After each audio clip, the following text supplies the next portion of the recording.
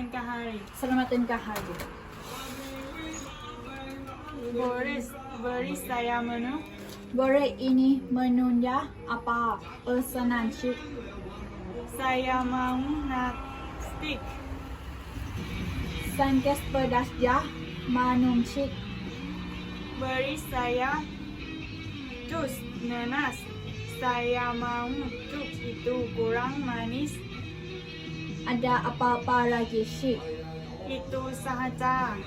Itu saja. Baik, saya orang pesanan cik steak spaghetti dan jus nanis. Ya betul. Baiklah, tunggu 50 minit cik.